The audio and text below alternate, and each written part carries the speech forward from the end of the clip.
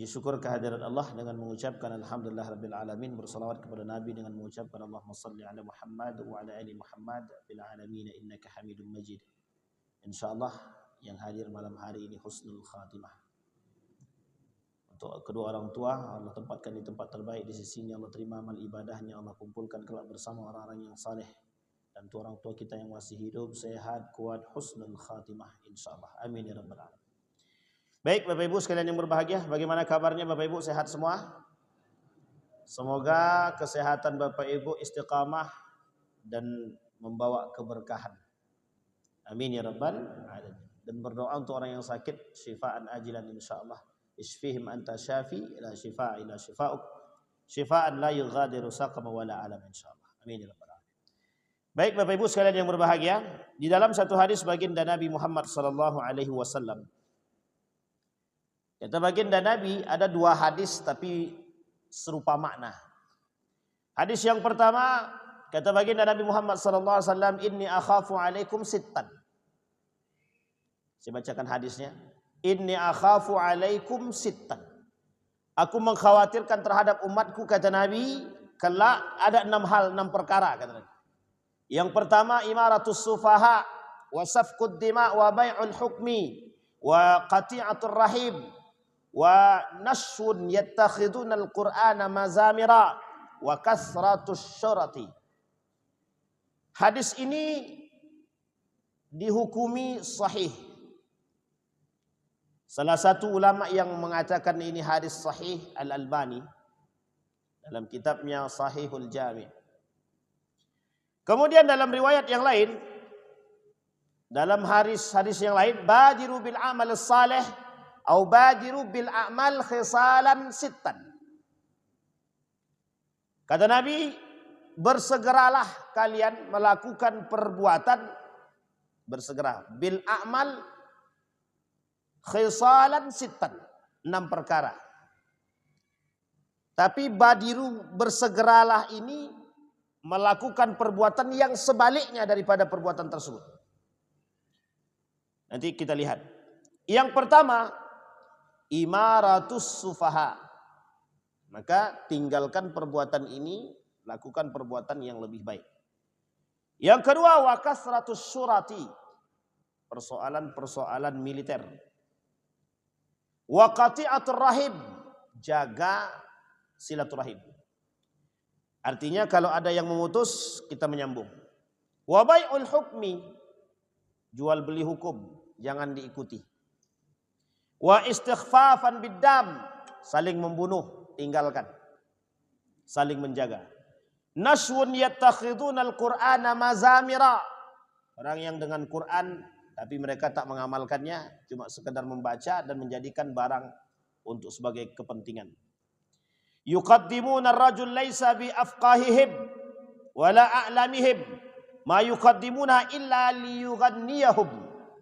Kata Albani, kemudian At-Tabrani, akhrajahu At-Tabrani dalam hadis ini, yuqaddimuna ar-rajul, ada seorang pemuda yang mencoba menyampaikan maksud tersebut, tapi ternyata pemuda yang menyampaikan ini adalah pemuda yang a'maq, dangkal pengetahuannya. Kemudian dia tidak memiliki pengetahuan yang baik. Kemudian dia sampaikan hal tersebut kepada yang lain. Maka janganlah kalian mengikutinya. Nah Bapak Ibu sekalian yang berbahagia, kalau kita rujuk kepada hadis yang 6 ini diambil dari beberapa hadis tentang kekhawatiran Nabi. Judul kitabnya yang dulu kita pernah bahas di sini. Judul kitabnya Akhwafa ma akhafu alaikum. Al-arba'una hadithan fi khawfin nabi an ummatihi. Judul kitabnya itu, judul bukunya. Kekhawatiran Nabi. Ada 40 hadis yang menjadi kekhawatiran Nabi terhadap umatnya di akhir zaman. Kita mulai. Yang pertama, imaratus sufaha, pemimpin yang bodoh. Pemimpin yang bodoh ini adalah sumber masalah. Sumber masalah. Pertanyaannya adalah sufaha itu artinya apa? Bodoh, safih. Safihun artinya bodoh, juhal, jahil. Kalau bahasa wanabud, bahlul. Itu bahasa wanabut, bahlul ente katanya. Itu artinya bodoh namanya. Tapi tak ada dalam bahasa Arab yang beneran ya. Bahasa Arab beneran itu tidak ada. Bahlul itu nggak ada. Cuma dalam bahasa harian saja. Bahlul ente. Itu cuma bahasanya wanabut. Tapi kalau bahasa Arab resminya safihun atau jahilun, juhal, jahil, juhala, bodoh. Pertanyaannya adalah bodoh dari istilah apa? Bodoh dari segi apa? Kepemimpinankah, ekonomikah, atau apa? Di dalam hal ini ulama berpendapat maksud hadis ini safihun an sunnatin Nabi sallallahu alaihi wasallam wa adamu ittiba'i sunanin Nabi. Pemimpin yang tidak mau mengikuti sunnah-sunnah Nabi, pemimpin yang tidak mau mengikuti aturan-aturan Nabi. Namanya pemimpin sufaha, imaratus sufaha, pemimpin yang bodoh. Mungkinkah pemimpin yang bodoh ini terjerumus atau terjebak atau terjatuh dalam pemimpin yang zalim? Sangat. Karena pemimpin yang cerdas tidak akan mungkin terjebak jatuh dalam kezaliman. Salah satu dampak daripada kebodohan adalah kezaliman. Dampak daripada kebodohan adalah kezaliman. Bagi orang yang bodoh, yang tidak mengerti, yang tidak berilmu, yang tidak mengerti agama, ya membunuh, kemudian korupsi, ya tidak ada masalah. Asal sama-sama senang. Membunuh misalkan. Kemudian korupsi misalkan. Kemudian mengambil hak rakyat misalkan. Jadi sekarang ini memang normal betul korupsi itu nampaknya. Nah, jangan sampai ke MBG pula. Ya, sudah. Karena baru ketangkap kan. Ya kita tak membahas MBG-nya Pak. Jadi contoh itu Allah tampakkan. Jadi unik Pak, unik. Saya jujur kadang-kadang berpikir mengapa Allah tampakkan itu tapi kok kita nggak ngambil pelajaran gitu. Orang kok masih berebut-rebut mau jadi pemimpin, sementara mereka terjebak dalam narapidana, kezaliman. Tapi kok masih rebutan gitu. Kalau bahasa gaulnya, kalau mau tahu Bapak Ibu bahasa gaulnya, kepedean. Sok mampu meninggalkan tradisi yang buruk, tapi justru terjebak. Coba Bapak Ibu pikir, coba kita pakai rasional saja. Kok bisa? Itu terang-terangan ya, terang-terangan dihukumi penjara, koruptor. Kok masih banyak yang rebutan? Kira-kira setelah masuknya misalkan kepala tadi ke dalam penjara, kira-kira masih banyak enggak yang mau rebutan jadi kepala BGN itu? Pasti banyak rebutan. Nah, itulah yang saya tak masuk akal tuh. Kenapa gitu loh? Itulah yang disebut dengan iman tak ada tadi. Jangan tersinggung. Karena kalau dia beriman pasti tidak mau dia Pak. Nah kembali kepada tadi. Itulah yang disebut dengan imaratus sufaha tadi. Itulah yang disebut dengan kebodohan yang dimaksud di situ adalah kebodohan pada aspek sunnahnya Nabi. Tidak mencontoh karakter Nabi. Tidak mencontoh perbuatan Nabi. Kalau kita boleh berpikir saja, boleh berpikir dengan akal sehat saja. Tidak usah pakai, mohon maaf ya, jangan pakai agama sekarang. Jangan pakai agama. Coba berpikir pakai logika akal sehat saja. Ada orang yang terjebak dalam lubang buaya, kira-kira ada tidak orang mau masuk ke situ? Itu kan akal itu. Tapi kok orang berbondong-bondong mau masuk lubang buaya itu? Itulah yang saya tidak paham sampai sekarang itu saya berpikirnya. Makanya Nabi bilang, ada seorang pemuda menghidupkan api. Dihidupkan api oleh pemuda tersebut. Itu binatang melata mendekati api. Nanak pemuda tersebut ditariknya satu-satu. Jangan binatang melata jangan dekat ke api itu. Ditarik satu-satu. Kata Nabi permisalanku terhadap kalian sama seperti itu. Nabi bilang jangan ke neraka. Jangan masuk lubang buaya. Tapi semuanya pengen masuk. Pengen masuk semua. Nabi tarik satu-satu. Jangan kata Nabi jangan. Tapi masuk juga. Mau juga. Ah, begitulah bahasanya. Itu yang disebut dengan cerdas itu tak pada tempatnya. Itu kalau bahasa halus Pak. Kalau bahasa kasarnya ya itu tadi. Bahasanya tadi kita pakai. Bodoh Pak. Itu bahasa kasarnya begitu. Itu dalam bahasa Nabi bukan bahasa saya. Imaratus sufaha. Maka kecerdasan itu penting. Cerdas itu penting Pak. Tapi cerdas dengan iman. Cerdas dengan iman. Bukan cerdas tanpa iman. Seolah-olah mata ini buta. Tak nampak. Kalau cuma mata yang buta, masih ada kemungkinan keselamatan. Tapi kalau yang buta ini hati, qaswatul qalbi, hati yang buta, hati yang rusak, tak nampak Pak.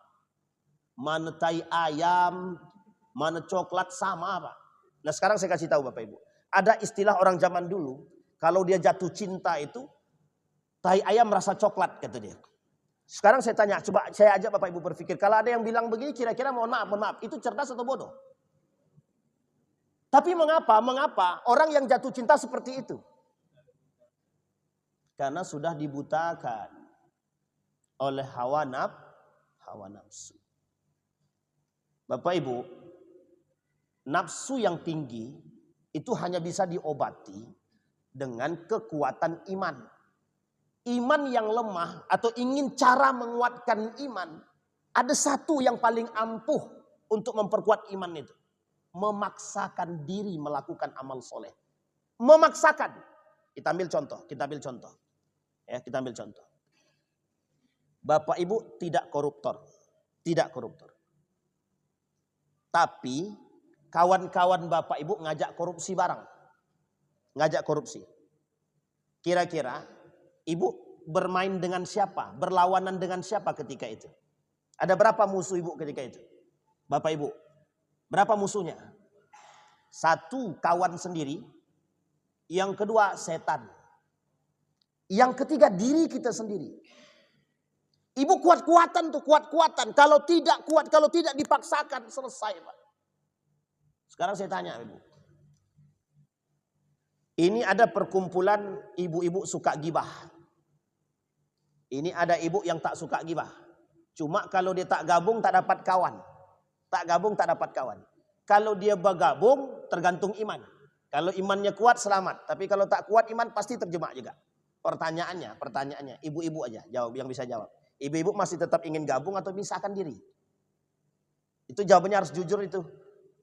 Kalau bohong jawabannya itu adalah kalau jawaban bohong, kami kan kuat iman Ustaz. Insya Allah kami tetap akan bisa bergabung tapi kami kuat iman. Itu yang disebut dengan jawaban cari aman. Karena mustahil Pak, mustahil selamat. Orang berbicara menggibahkan orang, ibu tutup telinga, tidak mungkin.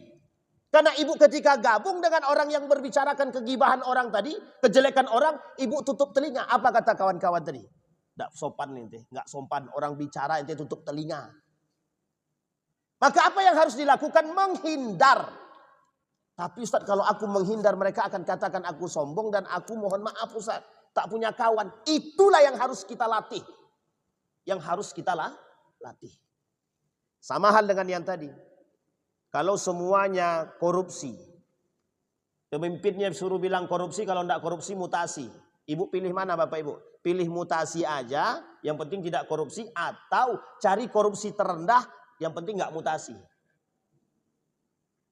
Itu pilihan berat Pak Ustadz. Ya kalau ringan pilihan itu, tidak akan saya sampaikan Pak. Pilihannya cuma satu Bapak Ibu. Jangan korupsi. Dan berharap jangan dipindahkan, itu aja. Tapi mohon maaf Pak, mohon maaf. Karena pelakunya rame-rame, mesti kita nggak disukai orang kan. Nah ketika kita tidak disukai orang, kita berusaha melawan diri kita sendiri antara korupsi atau tidak. Nah yang paling berat itu dengan diri kita sendiri. Kalau yang lain itu bisa kita tepis Pak. Cuma kadang-kadang hasutan syaitan itu banyak caranya Pak. Tak bisa lewat kebijakan, lewat kawan. Tak bisa lewat kawan, lewat diri sendiri. Tak bisa dengan tiga ini. Ada yang paling ampuh untuk mengorek-ngorek itu Pak. Yang menghasut itu. Lewat istri. Kata istri bang, sekali ini aja bang korupsi tak apalah. Yang penting abang jangan dimutasi dulu. Suami tadi nggak apa-apa mutasi, yang penting aku tidak korupsi. Tapi karena bang, pikirkan bang, anak kita sekolah. Kalau abang pindah bagaimana? Mau tak mau ganggu, terganggu juga. Kata suami, oke lah, biarlah aku kali ini korupsi. Tapi cukup kali ini aja ya. Alhamdulillah tidak ketahuan. Besok diajak lagi korupsi. Kira-kira korupsi lagi nggak kira-kira? Bisa dipahami Bapak Ibu? Hari ini nolak, besok menikmati. Hari ini nolak, besok nikmati. Nah besok kalau sudah semua instansi ini korupsi, maka tidak ada lagi istilah penjara bagi koruptor. Nah terus bagaimana Pak Ustadz? Semuanya akan melakukan korupsi. Dan apa yang akan muncul? Akan muncul fatwa kehalalan atau kemubahan korupsi. Bisa dipahami Bapak Ibu? Berdampak negatif besar atau tidak?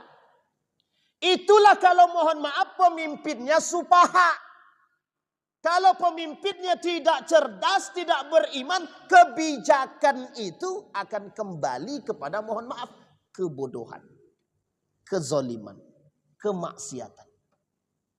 Sehingga mohon maaf Pak, kadang-kadang kita Bapak Ibu pasti selalu melihat berita yang bermunculan. Di Makassar itu pemimpinnya, gubernur Makassar itu buat perda tentang menghalau sampai ke akar-akarnya LGBT. Nah, saya berharap nih Riau juga begitu Pak. Berharap kita Riau punya perda yang menghabisi sampai ke akar-akarnya LGBT. Begitu juga Kota Pekanbaru, berarti siapa tuh? Wali kota. Juga harus begitu. Sampai ke akar-akarnya. Itu kira-kira cerdas apa tidak? Cerdas. Tapi kalau ada satu daerah, kepala daerah justru mendukung korupsi bagaimana?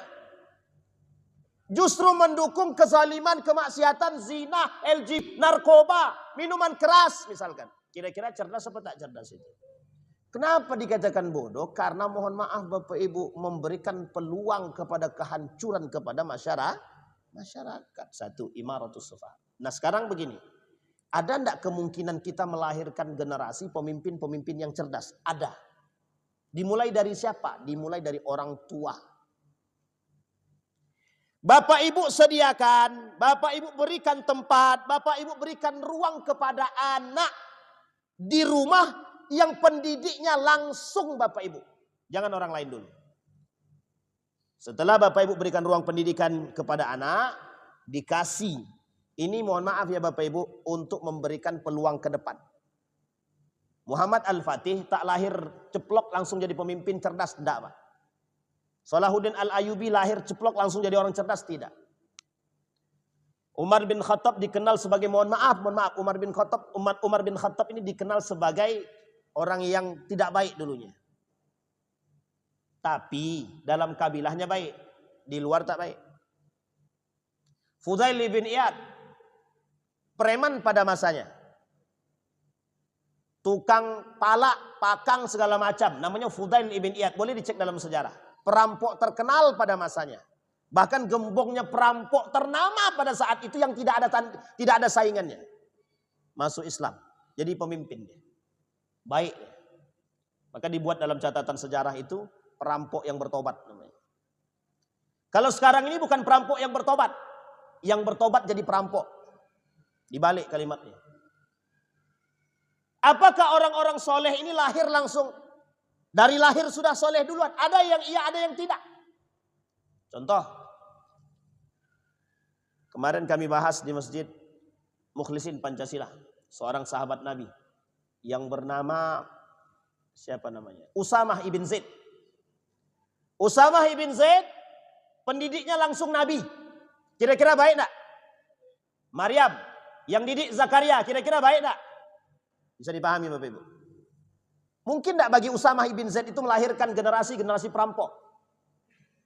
Mungkinkah bagi Usamah ibn Zaid melahirkan generasi-generasi koruptor? Kemaksiatan, pezina, penarkoba? Mungkin tidak? Tidak Pak. Karena siapa yang mendidik Usamah ibn Zaid? Nabi langsung. Siapa ayahnya? Zaid ibn Harisah. Siapa Zaid ibn Harisah itu? Zaid ibn Harisah budaknya Nabi. Yang langsung diangkat oleh Nabi jadi anak angkatnya. Siapa ibunya Usamah ibn Zaid? Ibunya Ummu Aiman. Siapa Ummu Aiman itu? Budaknya Abdullah. Siapa Ummu Aiman itu? Budaknya Abdullah. Siapa budaknya Abdullah itu? Yang kelak menjadi ibu angkatnya Nabi. Ibu angkatnya Nabi. Adakah kemungkinan lahir generasi yang buruk? Mohon maaf. Dari orang tua yang buruk. Ya. Tapi kalau orang tuanya, bapak ibunya baik, anak kandungnya bejat. Yang salah siapa? Orang tuanya atau lingkungan? Bisa dipahami Bapak Ibu. Kecerdasan orang tua memberikan pendidikan kepada anak. Kalau orang tuanya cerdas, Beriman dia. Tidak mungkin anaknya dimasukkan ke tempat yang mohon maaf. Di situ pelaku zina semua. Saya kasih contoh. Bapak ibu rajin sholatnya. Tapi tidak hafal Quran. Cuma punya cita-cita anaknya jadi penghafal Quran. Sekarang saya tanya, Bapak ibu punya cita-cita anaknya jadi penghafal Quran enggak? Punya. Sekarang anaknya sekolah mana? SMA atau SMK? Kira-kira kalau SMA atau SMK jadi penghafal Quran atau tidak? Itu baru sisi itu belum tentu baik dan belum tentu buruk. Tapi kalau mohon maaf di dalam tuh semuanya pecundang, penjahat, Bapak Ibu masukkan anak tuh di situ. Tapi Bapak Ibu soleh orang tuanya, dimasukkan anak ke lingkungan itu, dibiarkan dia berbaur dengan orang-orang penjahat, jadi apa, Pak? Ini yang disebut dengan kecerdasan, Pak. Cerdas tuh di situ. Bukan berarti orang tua profesor, anaknya pasti jadi profesor. Belum tentu. Ada profesor punya anak sama sekali tidak pernah kenal dengan orang tuanya. Kira-kira bejat nggak tuh, Pak? Parah nggak tuh?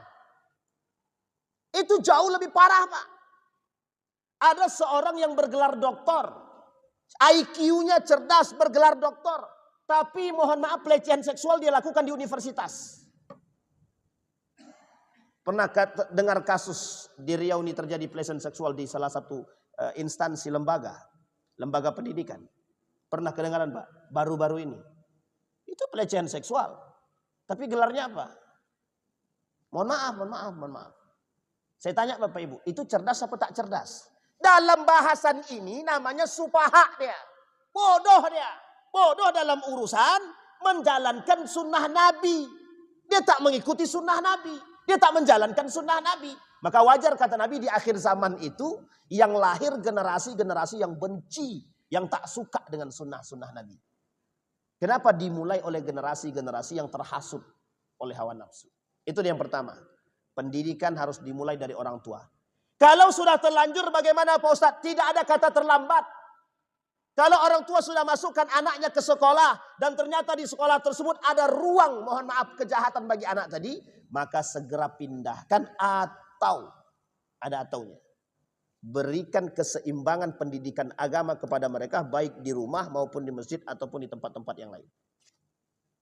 Kalau tidak, bersegeralah dan bersiaplah untuk menampung dampak dari apa yang kita tanam. Kita akan memetik sesuatu yang kita tanam. Kalau yang kita tanam kejahatan, kira-kira kita petiknya apa? Kalau kita tanamnya kates, yang kita petik nangka atau salak. Pasti pilihan lain kan, Pak? Tidak mungkin pilihannya itu. Bisa dipahami Bapak Ibu ya? Kalau kita tanamnya nanas, mesti kita harus petiknya nanas kan? Sekarang tergantung, Pak. Bapak Ibu nanam nanas, pengennya nanasnya busuk atau matang, yang bagus, yang manis. Maunya yang mana?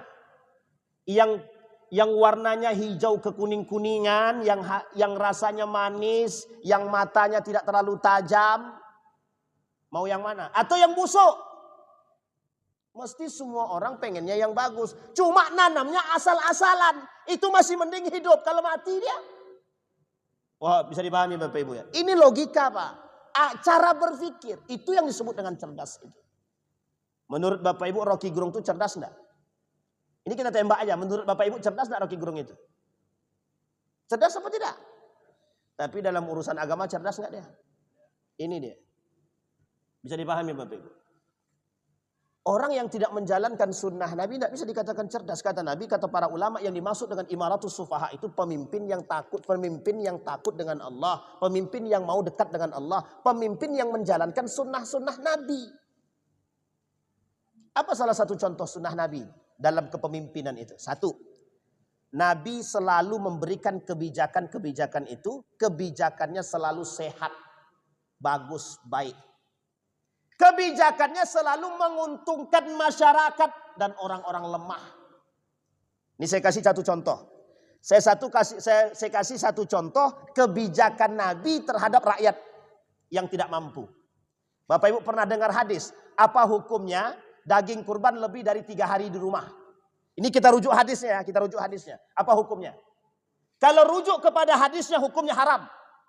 Sekarang saya tanya, siapa di antara Bapak Ibu yang di dalam lemari esnya masih ada daging kurban? Masih ada semua kan? Kalau merujuk kepada hadis ini tadi, hadis Nabi ini tadi, haram berarti. Wih, Ustaz ini keras betul. Enggak. Tenang. Saya tak keras. Haram Pak kalau merujuk kepada hadis Nabi.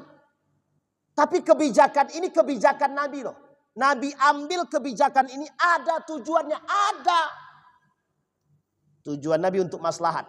Padahal kalau kita boleh korek-korek, itu kan daging haknya kami. Karena Nabi ini seorang Nabi, sekaligus pemimpin, dibuatlah oleh Nabi kebijakan yang menyimpan daging dalam lemari, dalam rumah, tidak habis daging tersebut dari lebih dari 3 hari, haram dimakan. Kalang kabut yang masih punya daging dalam rumah, kalang kabut. Kemana akhirnya daging-daging itu? Dibagikan kepada orang-orang yang tidak mampu. Tahu alasannya apa? Karena ketika itu Mekah dalam kondisi paceklik. Langsung Nabi ambil kebijakan. Kata Nabi, haram nyimpan daging lebih dari 3 hari. Kalang kabut yang punya daging banyak. Daging ontanya, lembunya, dombanya. Akhirnya dibagikanlah kepada masyarakat yang tidak mampu. Apa endingnya? Orang-orang yang tidak makan bisa makan. Kemudian sahabat bertanya lagi pada tahun berikutnya. Ya Rasulullah, apakah kebijakan ini berlaku untuk tahun ini? Dijawab sama Nabi. Karena tahun ini ekonomi Mekah sudah bagus, maka tak berlaku lagi kebijakan tersebut. Hadis tadi dinasakh secara makna, secara hukum. Bisa dipahami Bapak Ibu? Jadi ada kondisi ketika itu di Mekah namanya dabah. Dabah itu paceklik. Itu Nabi. Kira-kira kebijakannya untuk siapa? Maslahat siapa? Maslahat orang kaya atau orang tak mampu? Maslahatnya orang kaya atau orang tak mampu? Sekarang nih Pak, konglomerasi.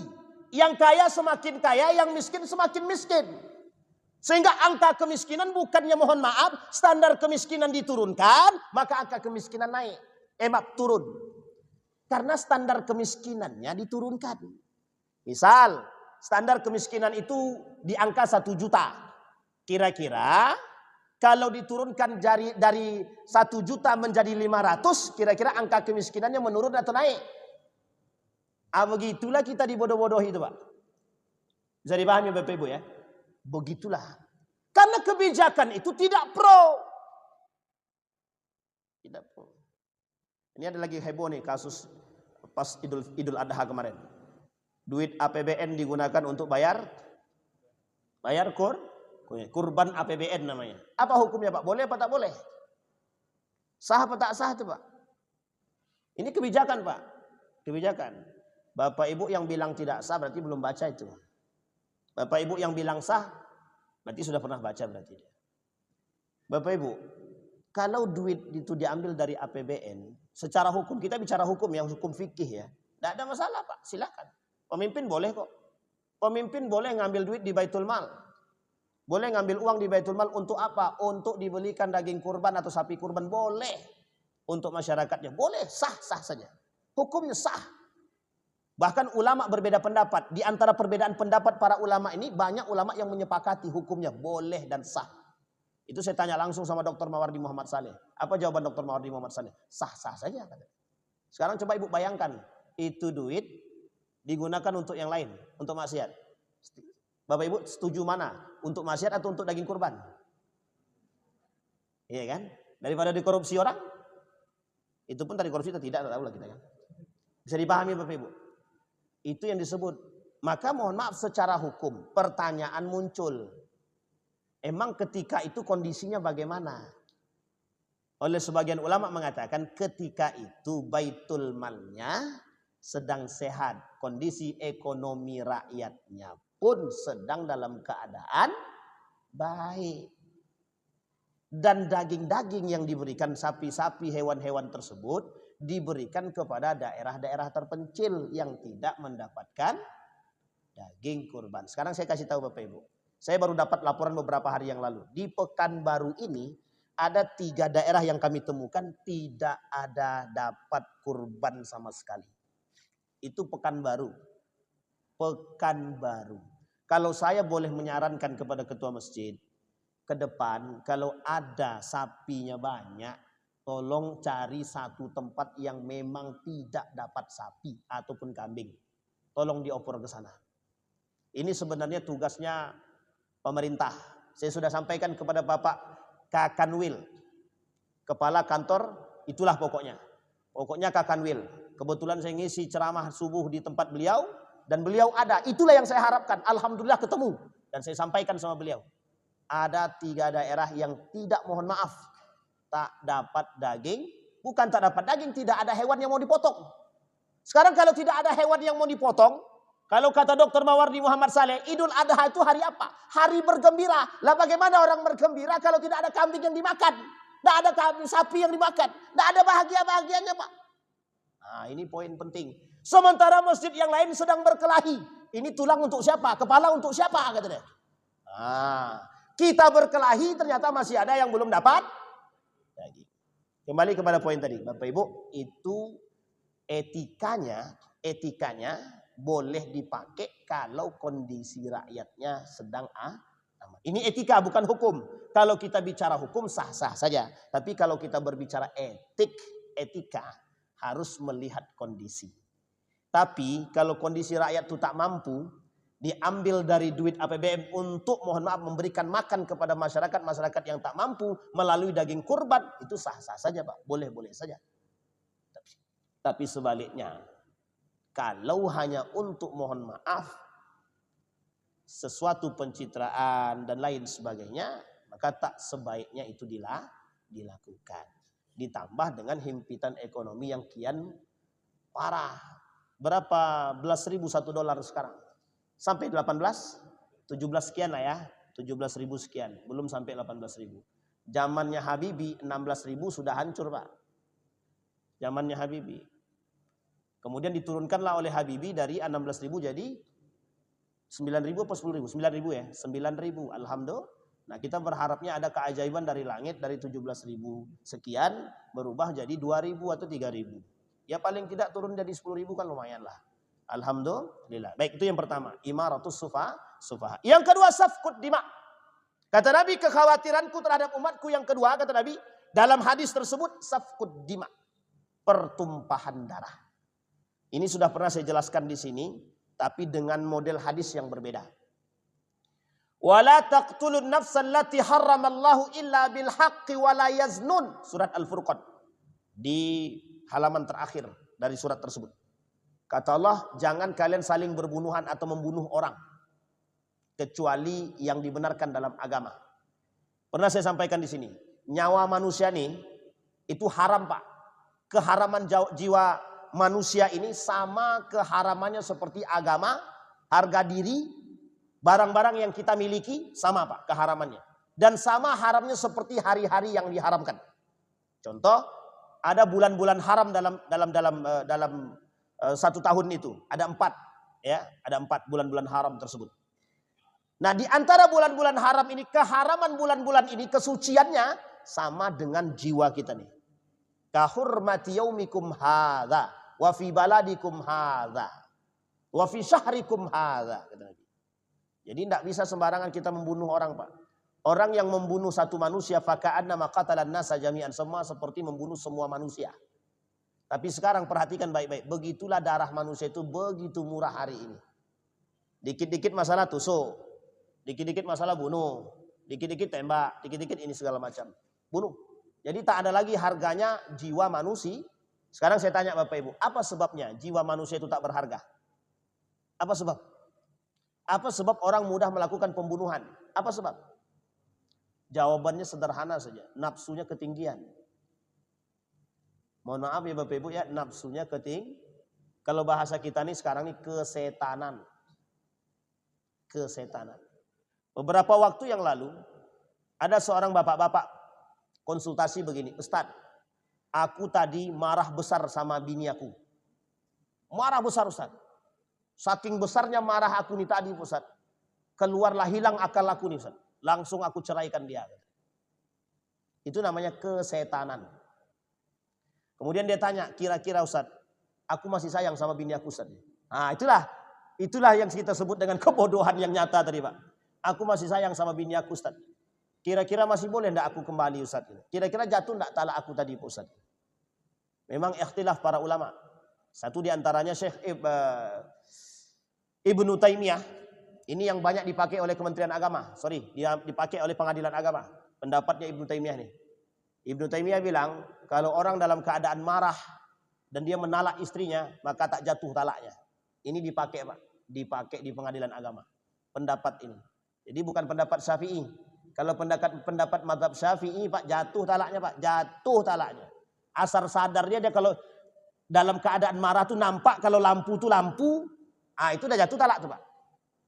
Tapi kata mazhab Ibnu Taimiyah itu, Syekh Ibnu Taimiyah, kalau dia dalam keadaan marah yang berlebihan, kalau Imam Ahmad ibn Hanbal mengatakan sampai hilang akal, maka tak jatuh talaknya Pak. Tapi kalau mazhab Syafi'i paling ketat Pak. Ketat dia. Bapak Ibu bilang, aku talak kau 1, 2, 3 kata suaminya.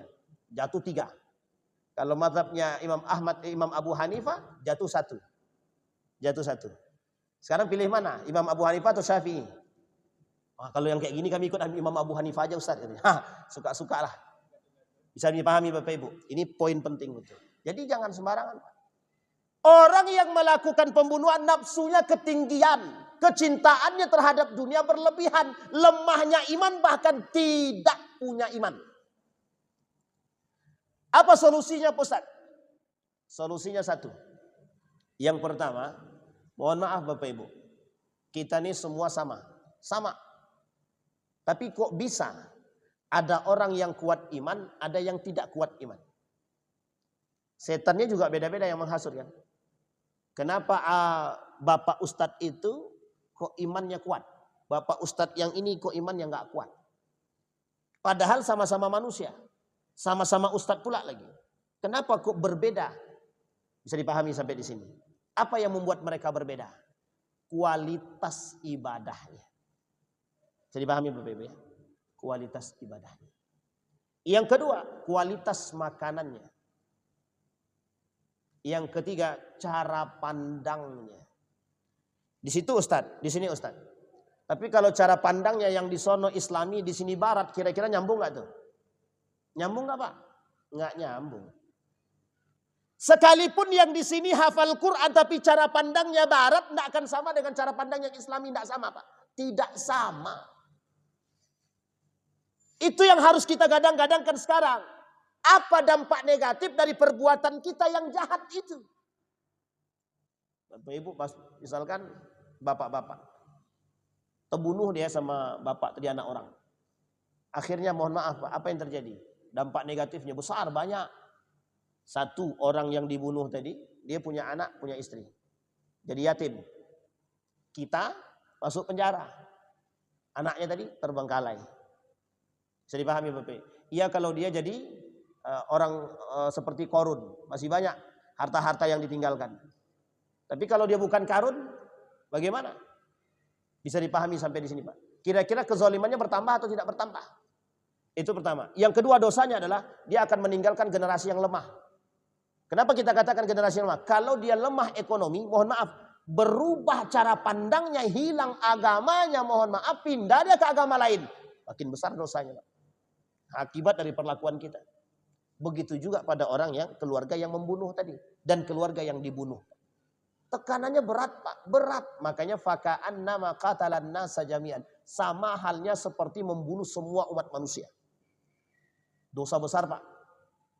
Dalam kitabnya Syamsuddin Az-Zahabi, pelaku seperti ini namanya pelaku dosa besar. Jadi membunuh. Nah solusinya apa Ustaz? Tolong perhatikan baik-baik. Sebelum berbuat berfikirlah. Berfikirlah. Nafsu jangan ditinggikan Pak. Nafsu jangan ditinggikan. Kalau saya boleh menyarankan, saya pernah sampaikan di sini Pak. Di sini saya pernah bahas 2 kitab. Yang pertama tentang kekhawatiran, yang kedua tentang halal haram. Saya berharap betul kepada kita semua Pak. Meskipun cuma 1.000 rupiah. Kalau itu halal, lebih baik dikonsumsi daripada 10 juta tapi haram semua. Saya cuma mengatakan itu saja Pak. pengaruh baik dan buruknya terhadap makanan yang halal dan haram tadi sangat memberikan potensi yang besar. Bapak Ibu rajin sholat, tapi yang Bapak Ibu makan yang haram, mungkin Bapak Ibu tak kecipratan, anak Bapak Ibu bisa kecipratan, suami bisa kecipratan, anak-anak bisa kecipratan. Dan Bapak Ibu berpotensi berkecipratan daripada hal yang haram tadi.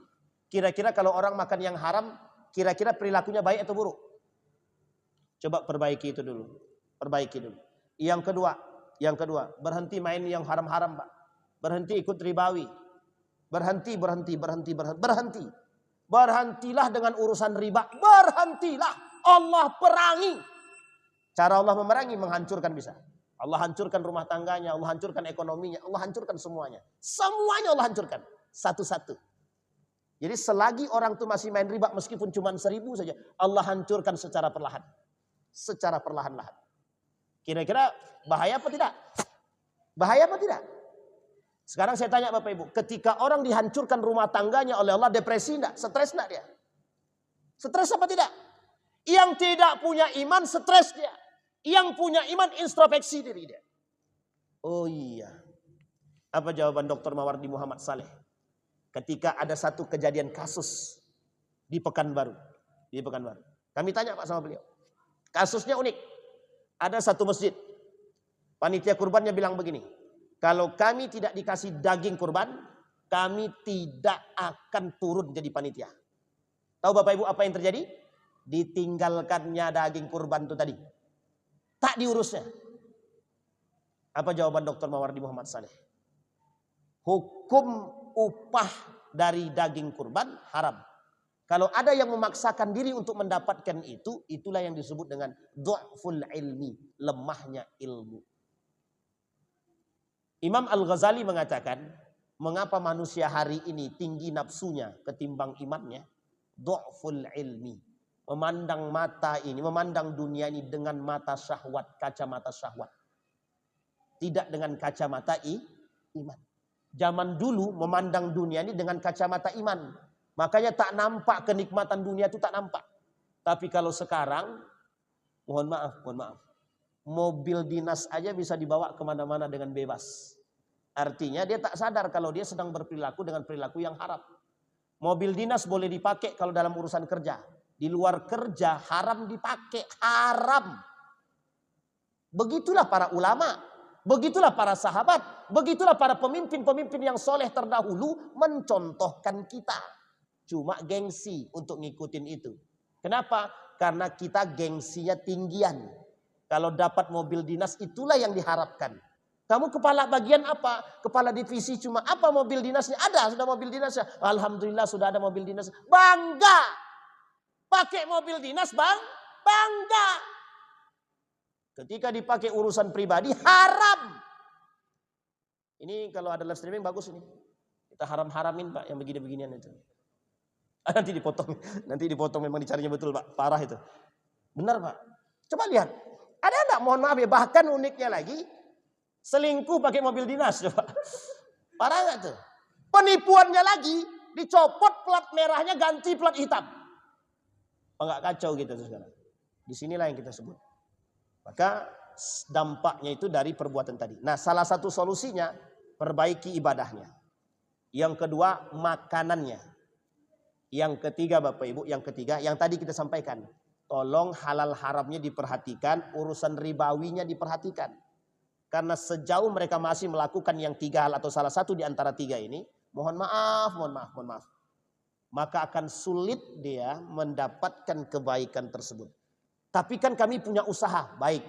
Yang penting ada motivasi untuk memperbaiki diri, meninggalkan ketiga ini perlahan-lahan. Boleh Ustaz? Boleh, sangat silahkan. Tapi kalau masih eksis dengan itu, tak ada motivasi untuk meninggalkan, maka tinggal sampaikan. Aku siap berperang denganmu wahai Allah. Selesai Pak. Bisa dipahami sampai di sini Bapak Ibu? Bisa dipahami ya? Begitulah ancaman Allah. Maka jangan salah kalau kita hari ini tidak dianugerahkan oleh Allah. Bukan tidak, belum dianugerahkan pemimpin-pemimpin yang takut kepada Allah. Karena mohon maaf, yang dimakan masih banyak bercampur yang syubhat dan yang haram. Bukan yang halal Pak. yang syubhat dan yang haram bagi para pemimpin-pemimpin yang seperti itu. Bisa dipahami ya Bapak Ibu ya?